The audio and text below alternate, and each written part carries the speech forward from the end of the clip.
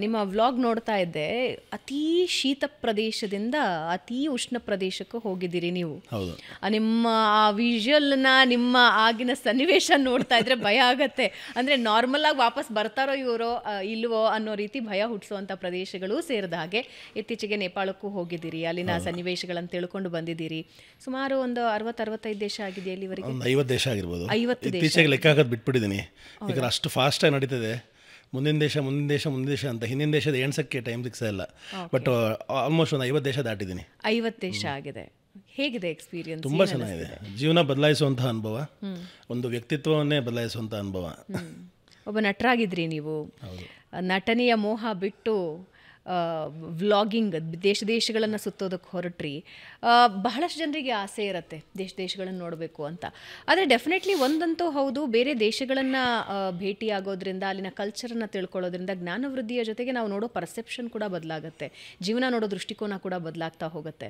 ಬಹಳಷ್ಟು ಜನರಿಗೆ ಆಸೆ ಇದ್ದರೂ ಕೂಡ ಹೋಗೋದಕ್ಕೆ ಸಾಧ್ಯ ಇಲ್ಲ. ಆದರೆ ನಿಮ್ಮಂಥ ವ್ಲಾಗರ್ಸ್ನಿಂದ ಅದೊಂದು ಅದೃಷ್ಟ ಏನಂದರೆ, ಬೇರೆ ಬೇರೆ ದೇಶಗಳು, ಅಲ್ಲಿನ ಸನ್ನಿವೇಶಗಳು, ಅಲ್ಲಿನ ಸಂಸ್ಕೃತಿ ಎಲ್ಲನೂ ನಮ್ಮ ದೇಶದ ಜನರಿಗೆ ಅದರ ಪರಿಚಯ ಆಗ್ತಾ ಇರುತ್ತೆ. ಸೊ ನಟನೆಯಿಂದ ವ್ಲಾಗಿಂಗ್ ಏನು ಪ್ರೇರೇಪಣೆ ಆಯಿತು ನಿಮಗೆ? ಕೋವಿಡ್ ಆಗ್ಬೋದು, ಗೆಳೆಯನ ಸಾವಾಗ್ಬೋದು, ನಮ್ಮ ಸಂಚಾರಿ ವಿಜಯ್ ನನ್ನ ಕ್ಲೋಸ್ ಸ್ನೇಹಿತರು ಅವರು ತೀರ್ಕೊಂಡಾಗ, ಹಾಗೆ ಕೋವಿಡ್ ಸಮಯ, ನಟರಿಗೆ ಕೆಲಸ ಇರಲಿಲ್ಲ ಅಥವಾ ಸಿನಿಮಾ ಇಂಡಸ್ಟ್ರಿನೇ ಆಲ್ಮೋಸ್ಟ್ ಮಲ್ಕೊಂಬಿಟ್ಟಿತ್ತು.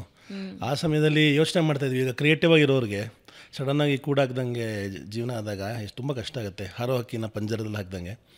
ಆ ರೀತಿ ಬದುಕಬೇಕಾದ್ರೆ ಯೋಚನೆ ಬಂತು, ನನ್ನ ಸಿನಿಮಾ ಸ್ಕಿಲ್ಸ್ನ ಹೆಂಗೆ ಯೂಸ್ ಮಾಡ್ಕೋಬೋದು, ಹೇಗೆ ಈ ಪಂಜರದಿಂದ ಆಚೆ ಹೋಗಿ ಮುಕ್ತನಾಗ್ಬೋದು ಅಂತ. ಆಗ ಒಂದು ತಲೆ ಹೊಡೆದಿದ್ದ ಐಡಿಯಾ ಗ್ಲೋಬಲ್ ಕನ್ನಡಿಗ ಅನ್ನೋ ಒಂದು ಥಾಟ್. ಇದ್ರ ಮುಂಚೆ ಕೂಡ ನಂದು ಯೂಟ್ಯೂಬ್ ವಾಹಿನಿ ಇತ್ತು. ಬಟ್ ಅದ್ರ ಮೂಲಕ ಸಣ್ಣ ಪುಟ್ಟ ವಿಷಯಗಳು, ನಮ್ಮ ಮನೆ ಅಡುಗೆ, ನಾನು ಓಡಾಡ್ತಾ ಇದ್ದಂತಹ ಜಾಗಗಳು, ಇದನ್ನು ತೋರಿಸ್ತಾ ಇದ್ದೆ ಹೊರತು ಒಂದು ಸೀರಿಯಸ್ ಜಿಯೋಪೊಲಿಟಿಕಲ್ ಸಿಚುವೇಶನ್ಗೆ ಯಾವತ್ತೂ ಹೋಗಿರಲಿಲ್ಲ.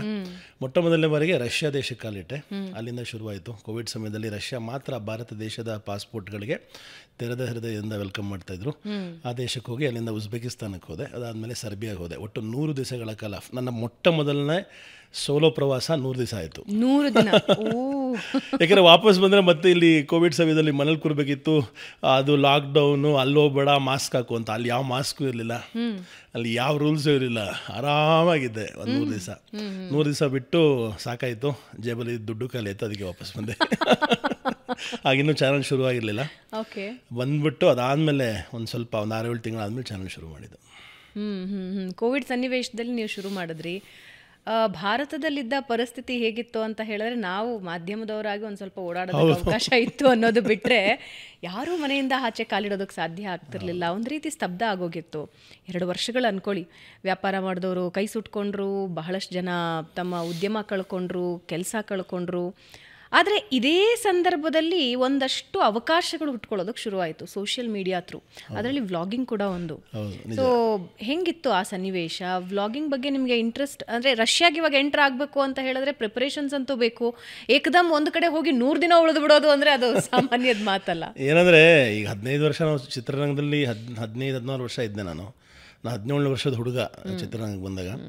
ಅವತ್ತಿಂದ 15 ವರ್ಷ 25 ಚಿತ್ರಗಳನ್ನ ಮಾಡಿದೆ, 25 ಟೆಲಿವಿಷನ್ ಶೋ ಮಾಡಿದೆ. ಆದ್ರೂ ಎಲ್ಲೋ ನನಗೆ ಒಂಚೂರು ಸಮಾಧಾನ ಇರಲಿಲ್ಲ ನಾನು ಮಾಡಿದ ಕೆಲಸದ ಬಗ್ಗೆ. ನನ್ನದೇ ಸ್ವಂತಿಕೆಯಿಂದ ಏನಾದ್ರು ಮಾಡಬೇಕಾದ್ರೆ ನನಗೆ ಗೊತ್ತಿತ್ತು ನಾನು ಏನು ಬೇಕು ಅನ್ನೋದು. ಬಟ್ ಅದಕ್ಕೆ ಬೇಕಾಗಿರುವಂತಹ ಸನ್ನಿವೇಶ ಸಿಗ್ತಾ ಇರಲಿಲ್ಲ. ಇನ್ನೊಬ್ಬರು ಕಂಟ್ರೋಲೇ ಇರ್ತಾ ಇದ್ವಲ್ಲ, ಇನ್ನೊಬ್ಬರು ಡೈರೆಕ್ಟರ್, ಇನ್ನೊಬ್ಬರು ಪ್ರೊಡ್ಯೂಸರ್, ಇನ್ನೊಬ್ಬರು ಸ್ಕ್ರಿಪ್ಟ್ ರೈಟರ್. ನಿಮ್ಗೆ ಏನು ಹೇಳಬೇಕು ಅದನ್ನು ಹೇಳೋಕ್ಕಾಗಲ್ಲ. ವ್ಲಾಗಿಂಗ್ ಮೂಲಕ ಏನಾಯಿತು ಅಂದರೆ, ಆ ಒಂದು ಫಿಲ್ಟರ್ಗೆ ಆ ಕಡಿವಾಣ ಏನಿತ್ತು ಅದು ಓಪನ್ ಆಯಿತು. ವಿತೌಟ್ ಫಿಲ್ಟರ್ಸ್ ನನ್ನ ಮನಸ್ಸಲ್ಲಿ ಏನಿತ್ತು, ನಾನು ಒಳಗಿಂದ ಏನು ಬಂತು, ಹಾಗೆ ನಾನು ಏನು ನೋಡ್ತಾ ಇದ್ದೆ, ನನ್ನ ಅಬ್ಸರ್ವೇಷನ್ಸಲ್ಲಿ ನಾನು ಏನೇನು ನೋಡ್ತಾ ಇದ್ದೆ, ಅದನ್ನು ತೆರೆದ ಹೃದಯದಿಂದ ಹೇಳೋಕ್ಕೆ ಶುರು ಮಾಡಿದೆ. ಅದೇ ಜನರಿಗೆ ಕನೆಕ್ಟ್ ಆದಂತಹ ವಿಷಯ. ಕೇವಲ ಕೆಲವೇ ವರ್ಷಗಳಲ್ಲಿ ಇಷ್ಟು ದೇಶಗಳು ನೋಡೋಂಗಾಯಿತು. ಸಾಕಷ್ಟು ನನ್ನ ಗ್ಲೋಬಲ್ ಕನ್ನಡಿಗ ಕುಟುಂಬ ಕೂಡ ಆಲ್ಮೋಸ್ಟ್ ಒಂದು 8-9 ಲಕ್ಷ ಜನಗಳು ಇವತ್ತು ಜೊತೆಗಿದ್ದಾರೆ.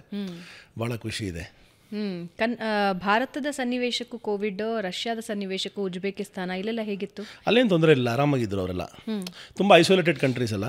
ಆಮೇಲೆ ರಷ್ಯಾ ಪ್ರಪಂಚದ ಅತ್ಯಂತ ದೊಡ್ಡ ದೇಶ. ಅಲ್ಲಿ ಆದರೆ ಜನಸಂಖ್ಯೆ ಬಹಳ ಕಮ್ಮಿ. ನಮ್ಮ ಥರ ತುಂಬ ಹತ್ತತ್ರ ಸಿಗಲ್ಲ ಜನ, ದೂರ ಇರ್ತಾರೆ. ಅದು ಸೈಬೀರಿಯಾ. ಈಗ ನಾನು 2 ಸಲ ಹೋಗಿದ್ದೀನಿ ರಷ್ಯಾಗೆ.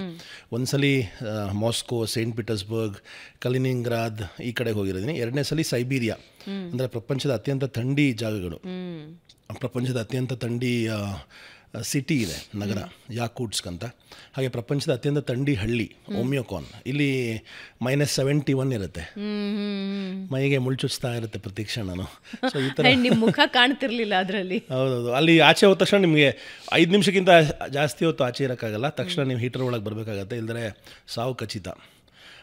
ಅದೊಂಥರ ಎಕ್ಸ್ಟ್ರೀಮ್ ಜೀವನ. ಆ ಒಂದು ಜೀವನವನ್ನು ಕಂಡು ಕನ್ನಡಿಗರಿಗೆ ಮೊಟ್ಟ ಮೊದಲನೇ ಬಾರಿಗೆ ತೋರಿಸಿದ್ದು ಭಾಳ ಖುಷಿ.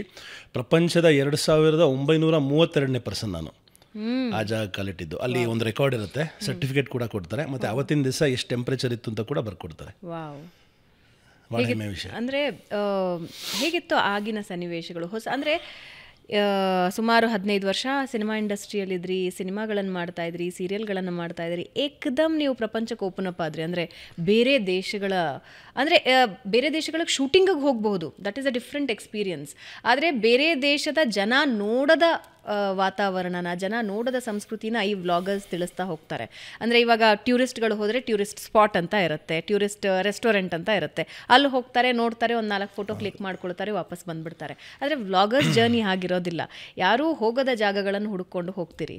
ಸೊ ಹೇಗಿತ್ತು? ನಾನಂತೂ ಅದೇ ರೀತಿಯೇ ಶುರು ಮಾಡಿದ್ದು, ಯಾಕೆಂದರೆ ಎಲ್ಲರೂ ಮಾಡಿದ ದಾರಿಲಿ ಹಿಡಿಯೋಕ್ಕೆ ನಂಗೆ ಇಷ್ಟ ಇಲ್ಲ. ಈ ಕುರಿ ಮನೆ ಹತ್ರ ಒಂದು ಕುರಿ ಹಳ್ಳಕ್ಕೆ ಬಿದ್ದರೆ ಎಲ್ಲರೂ ಅದೇ ಹಳ್ಳಕ್ಕೆ ಬೀಳ್ತಾರೆ.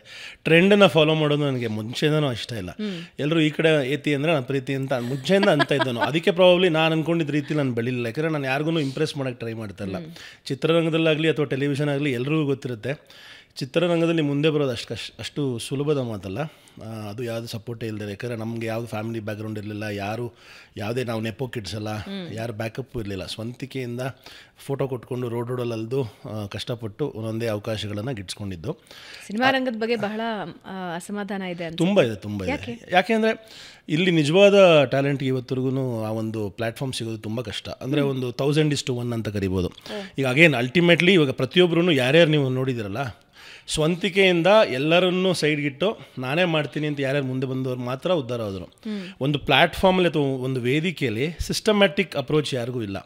ಈಗ ಒಬ್ಬ ಸೆಕ್ಯೂರಿಟಿ ಗಾರ್ಡ್ಗೆ, ಈಗ ನಮ್ಮಷ್ಟು ಯಾವುದೇ ಒಂದು ಜಾಗದಲ್ಲಿ ಒಂದು ಬಿಲ್ಡಿಂಗಲ್ಲಿ ಒಬ್ಬ ಸೆಕ್ಯೂರಿಟಿ ಗಾರ್ಡ್ ಇರ್ತಾನೆ, ಅವನು ಕೂಡ ತಿಂಗಳಾದರೆ ಒಂದು ಸಂಬಳ ಅಂತ ಬರುತ್ತೆ, ಅವನ ಅಕೌಂಟ್ಗೆ ಹೋಗಿ ಬೀಳುತ್ತೆ.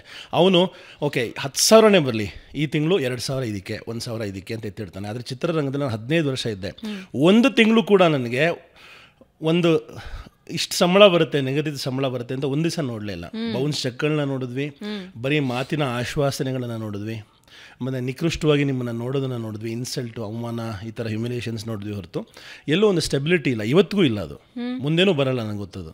ಸೊ ಯಾರ್ಯಾರು ಅವ್ರದ್ದೇ ಸ್ವಂತಿಕೆಯಿಂದ ಪ್ಲ್ಯಾಟ್ಫಾರ್ಮ್ಸ್ನ ಕ್ರಿಯೇಟ್ ಮಾಡಿಕೊಂಡು ಮೇಲೆ ಬಂದರೂ ಅವ್ರು ಮಾತ್ರ ಸಕ್ಸಸ್ ಆಗಿರೋದು ಹೊರತು ಒಂದು ಸಿಸ್ಟಮ್ಯಾಟಿಕ್ ಅಪ್ರೋಚ್ ಇಲ್ಲ. ಅಂದರೆ ವರ್ಷಕ್ಕೆ ನಾವು 200 ಹಿಟ್ ಕೊಡ್ಬೋದು. ಓಕೆ, ಕನ್ನಡ ಚಿತ್ರರಂಗದಲ್ಲಿ ಈ ಸಿಸ್ಟಮ್ಯಾಟಿಕ್ ಪ್ರೊಫೆಷನಲ್ ಅಪ್ರೋಚ್. ಈಗ ಅದೇ ನ್ಯೂಸ್ ಚಾನಲಲ್ಲಿ, ಎಂಟರ್ಟೈನ್ಮೆಂಟ್ ಚಾನಲ್, ಯಾಕೆ ಎಲ್ಲರೂ ಕನ್ಸಿಸ್ಟೆಂಟಾಗಿ ಕೆಲಸ ಮಾಡ್ತಿದ್ದಾರೆ? ಯಾಕಂದರೆ ಒಂದು ಸಿಸ್ಟಮ್ ಇದೆ, ಎಲ್ರಿಗೂ ಒಂದು ಸಂಬಳ ಇದೆ, ಎಲ್ರಿಗೂ ಒಂದು ಜೀವನ ಮಾಡ್ಕೊಳ್ಳೋಕೆ ಒಂದು ಆಧಾರ ಇದೆ. ಅದರಿಂದ ಎಲ್ಲರೂ ಧೈರ್ಯ ಮಾಡಿ ನುಗ್ತಾ ಇದ್ದಾರೆ, ಇದೊಂದು ಪ್ರೊಫೆಷನ್ ಆಗಿ ತೊಗೋಬೋದು ಅಂತ. ಹೆಂಗೆ ನೀವು ಚಿತ್ರರಂಗನ ಪ್ರೊಫೆಷನ್ ಆಗಿ ತೊಗೊಳ್ತೀರಾ? ಎಜುಕೇಷನ್, ಸಿಸ್ಟಮ್ಯಾಟಿಕ್ ಎಜುಕೇಷನ್ ಇಲ್ಲ. ಈಗ ಜರ್ನಲಿಸಮ್ ಓದಿದ್ರೆ ಜರ್ನಲಿಸ್ಟ್ ಆಗ್ಬೋದು, ಏನು ಓದಿದ್ರೆ ನಟ ಆಗ್ತೀರಾ? ನೀವು ಅನುಪಮ್ ಕೇರ್ ಇನ್ಸ್ಟಿಟ್ಯೂಟ್ ಅಲ್ಲ, ವರ್ಲ್ಡ್ ಬೆಸ್ಟ್ ಇನ್ಸ್ಟಿಟ್ಯೂಟ್ ಮಾಡ್ಕೊಂಬಂದ್ರೂ ಇಲ್ಲಿ ಸಕ್ಸಸ್ ಗ್ಯಾರಂಟಿ ಇಲ್ಲ. ನನ್ನ ಸಕ್ಸಸ್ಸೂ ಕಾರಣ ಅದೇ ಅನಿಸುತ್ತೆ. 15-16 ವರ್ಷಗಳ ಸಿನಿಮಾಲಿ ಮಾಡಿದ ಹೋರಾಟ, ಮತ್ತು ಅಲ್ಲೆಲ್ಲ ನಾವು ಅನುಭವಿಸ್ಬಿಟ್ವಲ್ಲ, ಹೊರದೇಶಕ್ಕೆ ಹೋದಾಗ ಎಲ್ಲ ಸುಲಭ ಅನಿಸ್ಬಿಡ್ತು, ಯಾವುದು ಕಷ್ಟನೇ ಅನಿಸ್ಲಿಲ್ಲ. ಸೊ ಎಲ್ಲೋ ಒಂದು ಕಡೆ ಚಿತ್ರರಂಗ ನನ್ನ ಚಾನಲ್ ಕೂಡ ಕಾಂಟ್ರಿಬ್ಯೂಟ್ ಮಾಡಿದೆ, ಬೇರೆ ಒಂದು ರೀತಿಯಲ್ಲಿ. ಅಂದರೆ ಕಷ್ಟಗಳನ್ನು ನೋಡೋದ ಮೇಲೆ ಇದಕ್ಕಿಂತ ಕಷ್ಟ ಇನ್ನೇನು ಸಾಧ್ಯ ಇಲ್ಲ. ಈ ಬೆಂಗಳೂರಲ್ಲಿ ಎಷ್ಟೋ ಜನ ಹೇಳ್ತಾರೆ, ಆ ದೇಶಕ್ಕೆ ಹೋಗಿದ್ರಿ ಸರ್, ಎಷ್ಟು ಡೇಂಜರಸ್ ಇತ್ತು, ಅಲ್ಲಿ ಟೆರರಿಸ್ಟ್ಗಳೆಲ್ಲ ಇದ್ದಾರೆ, ಅಲ್ಲಿ ಅವರಿದ್ದಾರೆ, ಇವರಿದ್ದಾರೆ, ಅಲ್ಲಿ ಗನ್ ಇದೆ ಅಂತ. ನಾ ಹೇಳಿದೆ, ನಮ್ಮ ಬೆಂಗಳೂರಲ್ಲಿ ಗುಂಡಿಗಳಿದೆ, ನೀವು ಬೆಂಗಳೂರಲ್ಲೇ ಸಾಯ್ಬೋದು, ನೀವು ಬೆಂಗಳೂರಲ್ಲೇ ಬೆನ್ನು ಮುರ್ಕೋಬೋದು, ನೀವು ಬೆಂಗಳೂರಲ್ಲಿ ಏನು ಬೇಕೋ ಆಗ್ಬೋದು, ಬೇರೆ ದೇಶದಲ್ಲಿ ಆಗದೆ ಇರ್ಬೋದು, ಬೆಂಗಳೂರಲ್ಲಿ ಆಗ್ಬೋದು. ಹಂಗಂತ ಅಂದರೆ ಅದರ ಅರ್ಥ ಏನಂದರೆ ಯಾವುದು ಸೇಫ್ ಸ್ಪಾಟ್ ಅಂತ ಇಲ್ಲ ಜಗತ್ತಲ್ಲಿ, ಎಲ್ಲ ಕೂಡ. ಅಂದರೆ ನಾವು ಅಬಿಲಿಟಿ ಟು ಟೇಕ್ ರಿಸ್ಕ್ಸ್. ಈಗ ನಾನು ರಿಸ್ಕ್ ತೊಗೊಂಡು ಸುಮಾರು ಕಡೆ ನುಗ್ಗಿದೆ, ಯಾಕೆ ಅಂದರೆ ನನಗೆ ಆ ಮಟ್ಟದ ಫ್ರಸ್ಟ್ರೇಷನ್ ರೀಚ್ ಆಗಿಬಿಟ್ಟಿದೆ. ನಾನು ಇನ್ನೇನು ಕಳ್ಕೊಳ್ಳೋಕ್ಕಿದೆ ಮನುಷ್ಯ. ನೀನು ಟ್ಯಾಲೆಂಟ್ ಇದೆ ನಿನ್ನಲ್ಲಿ, ಆದರೆ ನೀನು ಕೇರ್ ಮಾಡೋರಿಲ್ಲ, ನಿನಗೆಲ್ಲ ವಿಷಯ ಇದೆ, ಆದರೂ ನಿನಗೆ ಚಾನ್ಸ್ ಸಿಗಲ್ಲ. ಇನ್ನೇನಾಗ್ಬೋದು? ಮ್ಯಾಕ್ಸಿಮಮ್ ಆಲ್ ಇನ್ ಹೋಗೋಣ ಬಾ, ಯಾರು ಇಲ್ದಿರೋ ಜಾಗಕ್ಕೆ ಹೋಗೋಣ, ಯಾರು ತೋರಿಸಿಲ್ಲ ತೋರಿಸೋಣ, ನೋಡಲಿ ಜನ. ಅಟ್ಲೀಸ್ಟ್ ಯಾರು ನೋಡ್ತಾರೋ ಬಿಡ್ತಾರೋ, ನನಗಾರು ಸಮಾಧಾನ ಸಿಕ್ತು, ನಾನು ಹೋದೆ, ನಾನು ಮಾಡಿದೆ, ನಾನೇ ಎಡಿಟ್ ಮಾಡಿದೆ, ನಾನೇ ನನ್ನ ಫ್ರೇಮ್ ಇಟ್ಕೊಂಡೆ, ಖುಷಿ, ಅಟ್ಲೀಸ್ಟ್ ಆ ಖುಷಿ ಇತ್ತು. ಬಟ್ ಲಕಿಲಿ ಜನಗಳು ಕೂಡ ಅದಕ್ಕೆ ಖುಷಿಪಟ್ಟು ಇಷ್ಟಪಟ್ಟಿದ್ದು ಭಾಳ ಖುಷಿಯ ವಿಷಯ. ವಂಡರ್ಫುಲ್.